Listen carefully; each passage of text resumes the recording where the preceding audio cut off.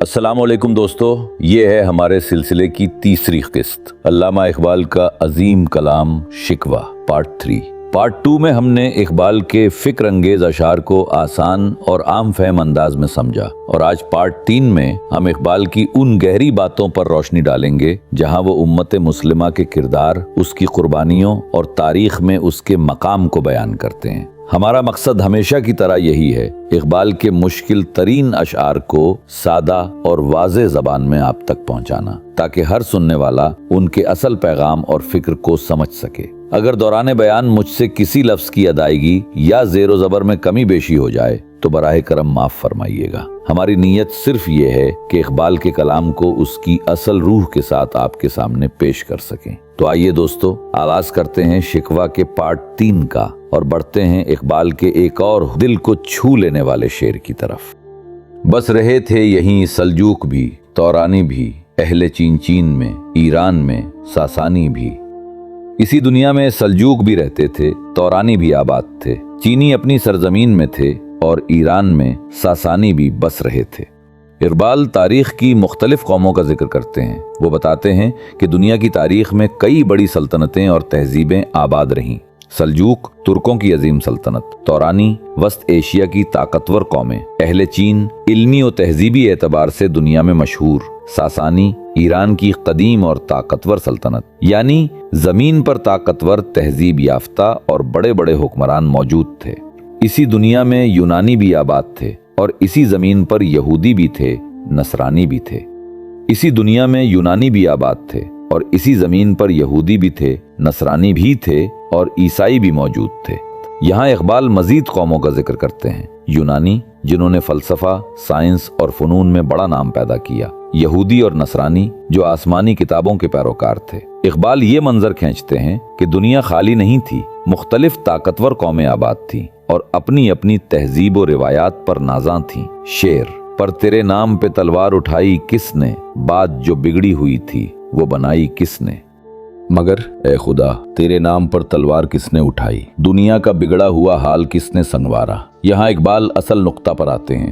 وہ کہتے ہیں کہ ان سب قوموں میں سے کسی نے بھی تیرے نام پر قربانی نہیں دی، نہ سلجوق، نہ تورانی، نہ چینی، نہ ایرانی، نہ یونانی، نہ یہودی اور نہ ہی عیسائی۔ کسی نے تیرے دین کے لیے تلوار نہ اٹھائی۔ اگر دنیا کی گمراہی کو ختم کیا گیا، اگر توحید کی شمع جلائی گئی، اگر انسانیت کو سیدھا راستہ ملا، تو یہ سب امت محمدی کے ذریعے ہوا۔ اقبال کا شکوہ مزید واضح ہوتا ہے۔ ہم ہی وہ ہیں جنہوں نے تیری خاطر اپنی جانیں قربان کی، جہاد کیا، دنیا کا بگڑا حال سنوارا، تو پھر آج ہم ذلیل کیوں ہیں؟ دنیا کی بڑی بڑی قومیں اور سلطنتیں آباد تھیں، مگر خدا کے نام پر تلوار صرف مسلمانوں نے اٹھائی۔ دنیا کی بگڑی حالت کو درست کرنے کا کارنامہ صرف امت محمدی نے انجام دیا۔ مسلمانوں ہی نے توحید اور خدا کی پہچان کو عام کیا۔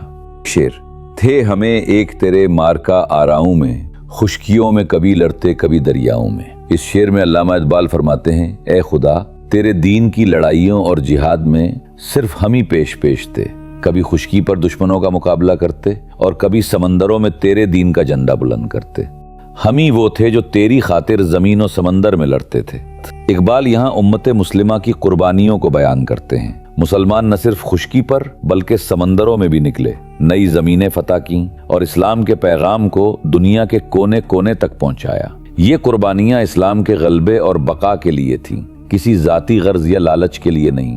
دو شعر: دیں آذانیں کبھی یورپ کے کلیساؤں میں، کبھی افریقہ کے تپتے ہوئے صحراؤں میں۔ اس شعر میں علامہ اقبال فرماتے ہیں، ہم ہی وہ تھے جنہوں نے یورپ کے کلیساؤں میں بھی اذان کی گونج پہنچائی اور افریقہ کے تپتے صحراؤں میں بھی اللہ کا نام بلند کیا۔ یورپ کے گرجوں میں بھی اسلام کی آواز ہم لے کر گئے اور افریقہ کے صحراؤں میں بھی ہم نے اذان کی گونج پھیلائی۔ یہاں اقبال مسلمانوں کے عالمی اثر کو بیان کرتے۔ اسلام کی دعوت صرف عرب تک محدود نہ رہی بلکہ یورپ کے دل تک پہنچی اور افریقہ کے صحراؤں تک پھیل گئی۔ یہ سب مسلمانوں کی قربانیوں، جہاد اور دعوتی جدوجہد کا نتیجہ تھا۔ شعر: شان آنکھوں میں نہ جچتی تھی جہاں داروں کی، کلمہ پڑھتے تھے ہم چھاؤں میں تلواروں کی۔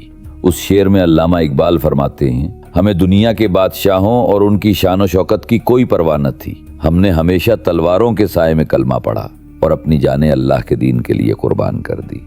बादशाहों की चमक दमक हमें भाती न थी, हमने तलवार के नीचे भी कलमा पढ़ा और दीन पर डटे रहे। यहाँ इकबाल मुसलमानों के अज़्म व इस्तिक़लाल को वाज़े करते हैं। मुसलमान दौलत व ताकत के पीछे नहीं भागे, बल्कि उनके नज़दीक असल शरफ ये था कि वो दीन की खातिर लड़ें, कुर्बान हों और इस्लाम के झंडे को सरबुलंद रखें। दुनियावी शान व शौकत उनके लिए बेमानी थी, असल अज़मत अल्लाह के दीन पर डट जाना था।